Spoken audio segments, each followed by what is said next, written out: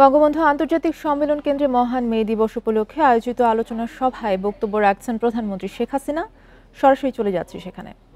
বিকাশে কম খরচে ক্যাশ আউটের লিমিট বেড়ে 50,000, প্রিয় এজেন্টও 2টা।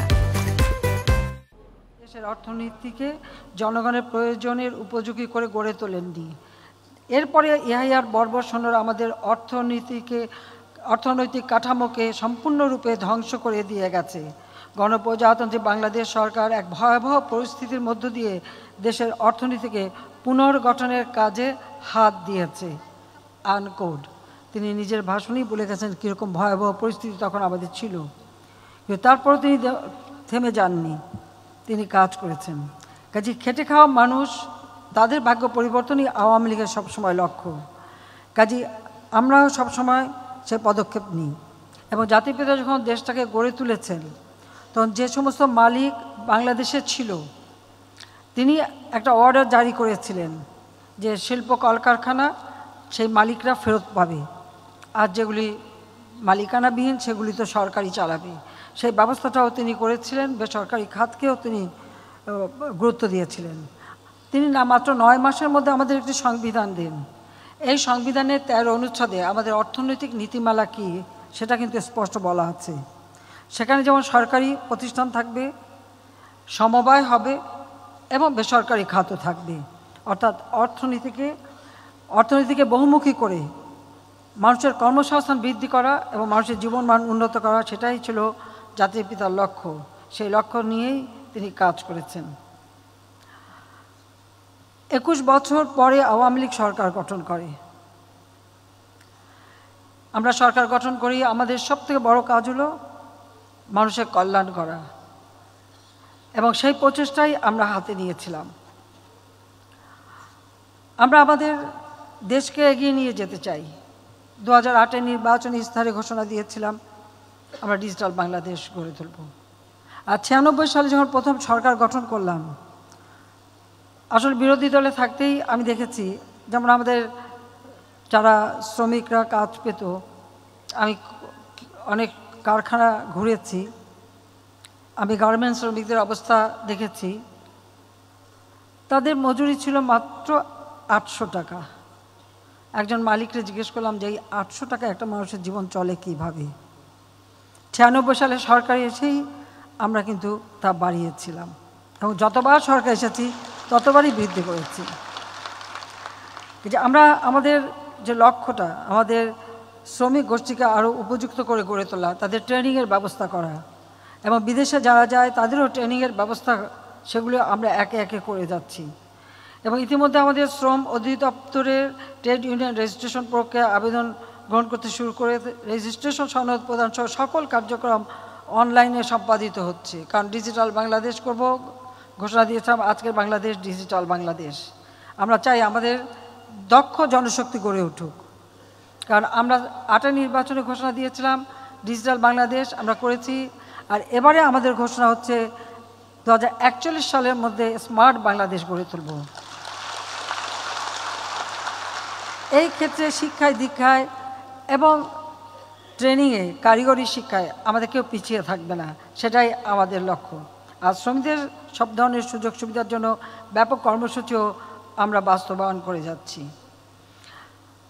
আমরা কলকারখানা এবং প্রতিষ্ঠানসমূহ পরিদর্শন এবং পরিদর্শনের পরবর্তীতে নোটিশ প্রদান, শ্রম আদালতে মামলা দায়ের, অভিযোগ ব্যবস্থাপনা, labour inspection management application lima এর মাধ্যমে আমরা ব্যবস্থা নিচ্ছি।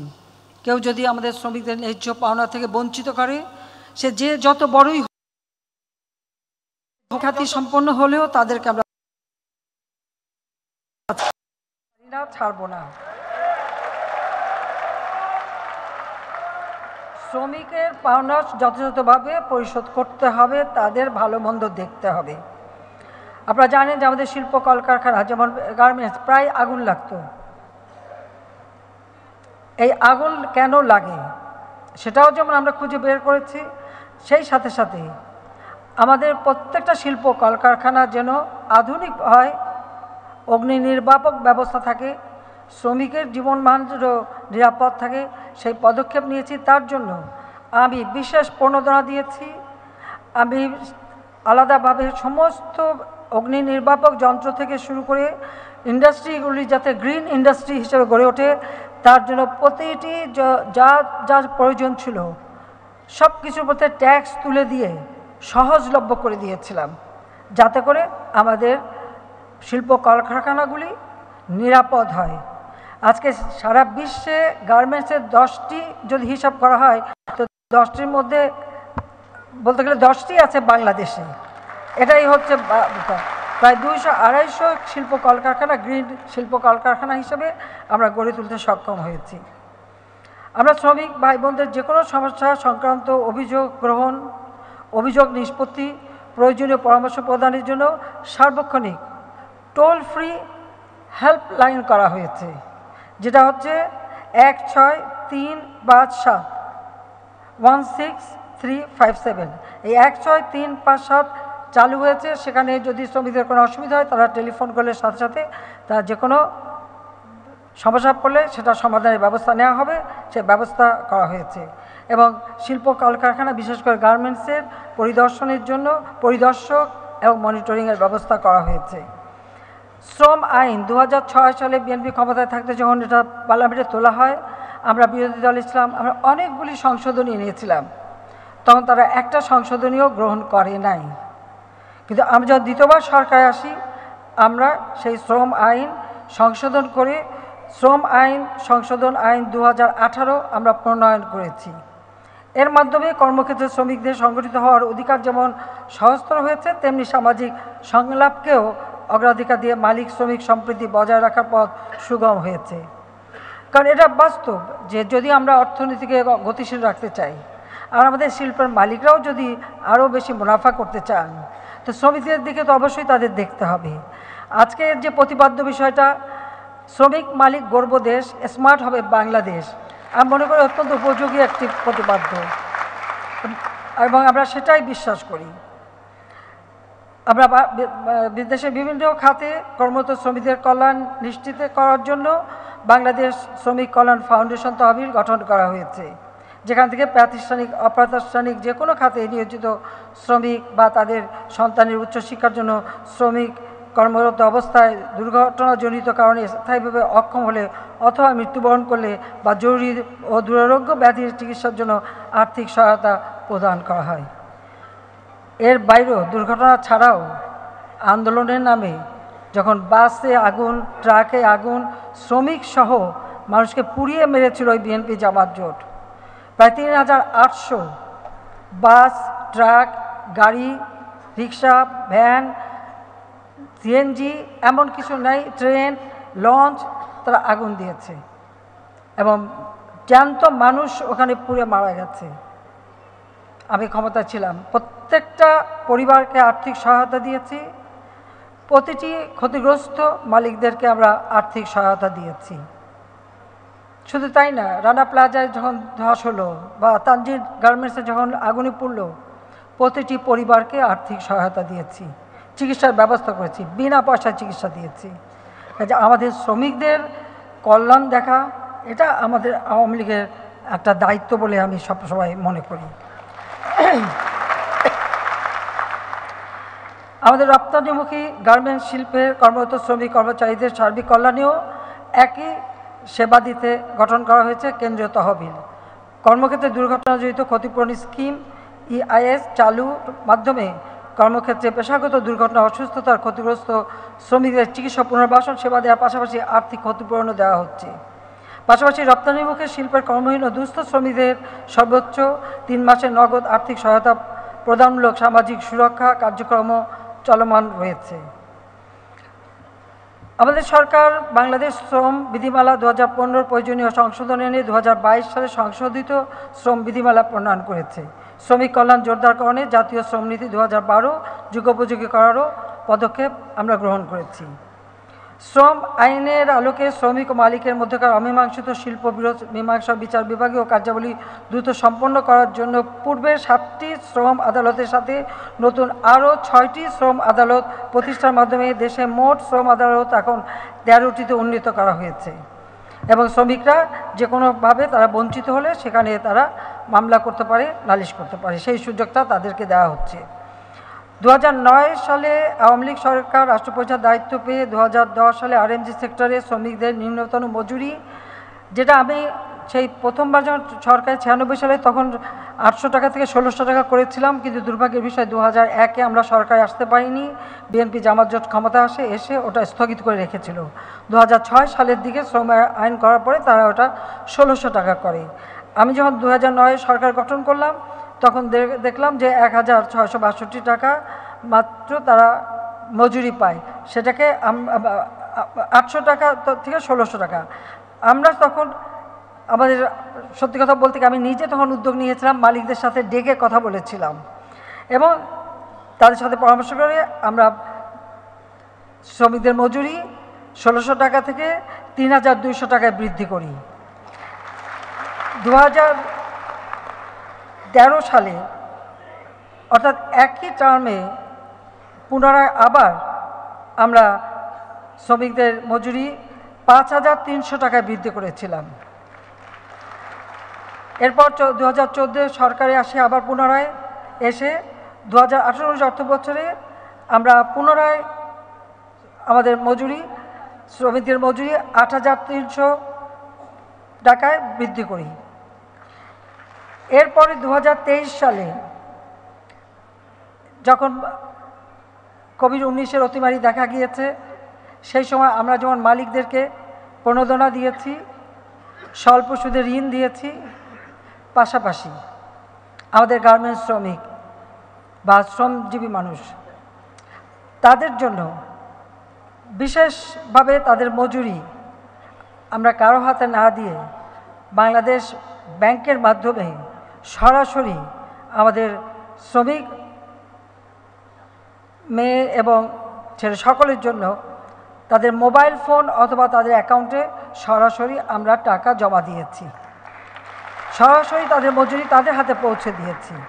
এবং শিল্প কলকারখানা যাতে বন্ধ না হয় সেগুলি চালু রাখার জন্য যথাযথ ব্যবস্থা নিয়েছি এবং ভিন্ন ধর্মে কী কী উৎপাদন করা যায় সে পরামর্শ দিয়ে সেই সুযোগটাও আমরা সৃষ্টি করে দিয়েছি। অর্থাৎ কোভিড-19-এর যেখানে সারা বিশ্ব স্থবির, বাংলাদেশ কিন্তু স্থবির হয়নি এবং তাদের সব ধরনের সুরক্ষা, বিনা পয়সায় টেস্টিং করা এবং তাদের ভ্যাকসিনের ব্যবস্থা করা এবং কর্মক্ষেত্রে একটা উপযুক্ত স্বাস্থ্যসম্মত পরিবেশে যাতে কাজ করতে পারে সেই সুযোগটাও আমরা সৃষ্টি করে দিয়েছি।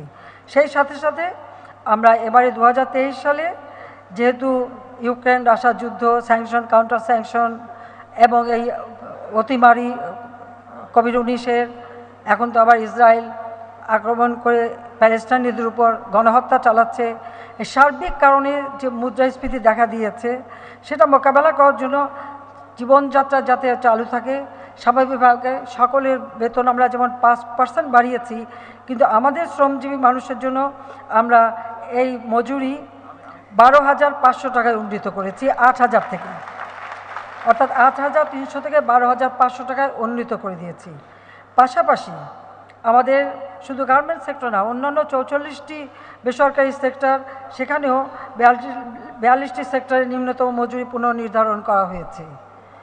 সে সাথে যাতে আমাদের যারা মেয়েরা কাজ করে মাতৃত্বকালীন ছুটির ব্যবস্থা, টিফিনের ব্যবস্থা, তাদের শিশু দিবাযত্ন কেন্দ্র থেকে শুরু করে সব ধরনের সুযোগ যাতে মালিকরা করে দেয় সেই ব্যবস্থাটাও আমরা করেছি।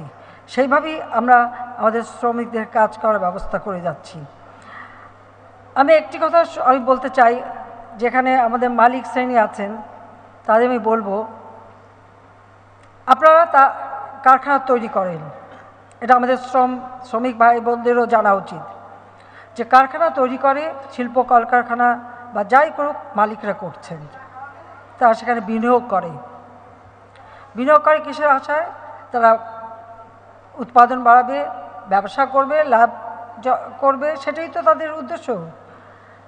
সেই সাথে সাথে শ্রমিকদেরও আমি বলবো যে শ্রমিকরা সেখানে কাজ পান, আর যে প্রতিষ্ঠান আপনাদের কাজের সুযোগ করে দিচ্ছে, আপনাদের রুটি রুজির ব্যবস্থা করে দিচ্ছে, ভাত কাপড়ের ব্যবস্থা করে দিচ্ছে, তাদেরও যেমন দায়িত্ব আছে সেই সাথে মালিকদেরও দায়িত্ব আছে যে শ্রমিকরা তাদের শ্রম দিয়ে উৎপাদন বাড়িয়ে তাদের জীবন জীবিকা বা জীবনকে উন্নত করা অথবা বিলাসবহুল জীবনের সুযোগ করে দিচ্ছে, তারা একটু বিলাসিতা একটু কমিয়ে শ্রমিকদের দিকে বিশেষ নজর দেবে, সেটাই আমি চাই।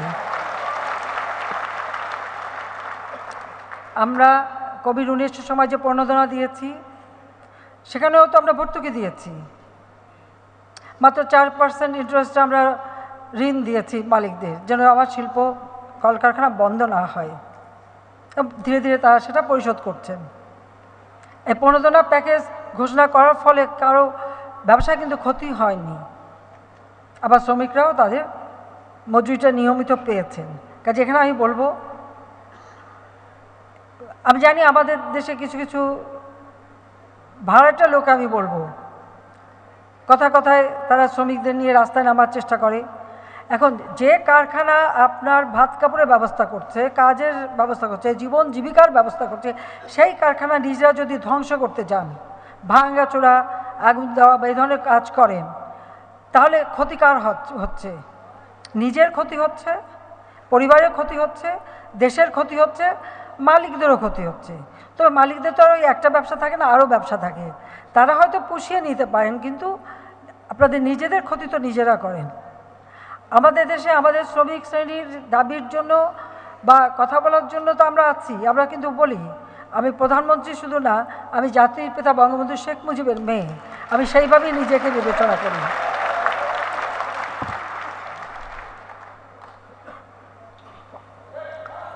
আপনাদের কোনো অসুবিধা যদি হয়, আমি জানি আমার দুয়ার খোলা, আপনারা যোগাযোগ করতে পারেন। আপনাদেরও, কারণ আমাদেরও শ্রমিক সংগঠন আছে, কাজে সেগুলো আমরা দেখব।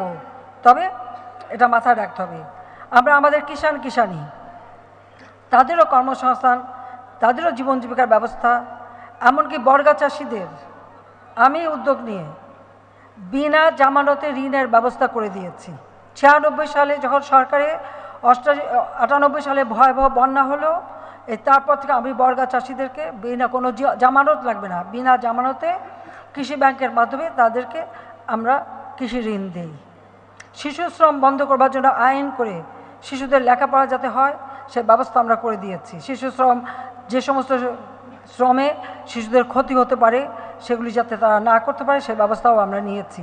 আজকে আমার 98% শিশুরা স্কুলে যাচ্ছে, আমরা তাদের বৃত্তি দেই, আমরা তাদের খাবারের ব্যবস্থা করি, বিনা পয়সায় বই দেই। সাথে সাথে কারিগরি শিক্ষা, ভোকেশনাল ট্রেনিংয়েরও ব্যবস্থা আমরা করে দিচ্ছি, যেন কর্মক্ষেত্রে তারা সুযোগ পায়। এবং কর্মসংস্থান বাড়ানোর জন্য ব্যাপক হারে বেসরকারি খাতকে উন্মুক্ত করে দিয়েছি, যেটা আগে ছিল না। আওয়ামী লীগ আসার পরে আমরা করেছি যাতে আরও কর্মসংস্থার ব্যবস্থা হয়। আজকে আমাদের বেকারের সংখ্যা 3%-এ নেমে এসেছে, যা প্রায় 2-3 গুণ বেশি ছিল। আর এখনও সেই কাজ চলছে। কর্মসংস্থান ব্যাংক করে দিয়েছি, যে কোনো যুবক সেখানে বিনা জামানতে ঋণ নিতে পারে, নিয়ে নিজের ব্যবসা বাণিজ্য করতে পারে, সেই সুযোগটা আমরা তৈরি করে দিয়েছি। কাজেই শুধু আমি এটাই বলবো যে কোনো সমস্যা হলে সেটা বলবেন, কিন্তু কারো প্ররোচনায়, কারো উস্কানিতে নিজের রুটি রুজি যেখান থেকে আসবে, ভাত কাপড় আসবে, কর্মসংস্থান হবে, সেটাকে যেন কোনো রকম ধ্বংস করা না হয়, সেটা আপনারা অবশ্যই যত্নবান হবেন। আর মালিকদেরও বলবো যে আপনারাও আপনাদের বিলাসিতার কিছু অংশ ছেড়ে দিয়ে শ্রমিকদের কল্যাণে দেখবেন। আর যারা আমাদের গার্মেন্টস ক্রয় করে, আন্তর্জাতিক পর্যায়ে যারা আমাদের গার্মেন্টস ক্রয় করে বা আমাদের উৎপাদিত পণ্য ক্রয় করে, তাদেরকেও বলবো, এখন তো সব জায়গায় ইনফ্লেশন বেড়ে গেছে, জিনিসের দাম বেড়ে গেছে, একটা পিস গার্মেন্টস তৈরি করতে খরচও বেড়ে গেছে। তো সেটা বিবেচনা করে যারা বায়ার, তারা যদি একটু মূল্যটা বাড়িয়ে দেয়, তাহলে আমি মালিকদের উপরে আরও চাপ দিতে পারি আমাদের শ্রমিকদের সুবিধা দেওয়ার জন্য। আমি আশা করি আইএলও শুধু শ্রমিকদেরটা দেখতে গেলে সাথে সাথে এই মালিকদের বিষয়টাও দেখবে, এটাও যেন হয়। আমাদের কর্মক্ষেত্রে পৃথিবীর অনেক দেশে আছে, অনেক উন্নত দেশেও নারীরা কিন্তু সমমজুরি পায় না, বাংলাদেশে নারীরা সমান মজুরি পায়। আজকে আমাদের কর্মজীবীর সংখ্যা মহিলাদের 43.41 ভাগে বৃদ্ধি পেয়েছে, যা ছিল মাত্র 22.81 ভাগ। আমরা কিন্তু বঙ্গবন্ধু আন্তর্জাতিক সম্মেলন কেন্দ্রে বক্তব্য রাখছেন প্রধানমন্ত্রী শেখ হাসিনা। আমরা এতক্ষণ সরাসরি ছিলাম তার বক্তব্যে।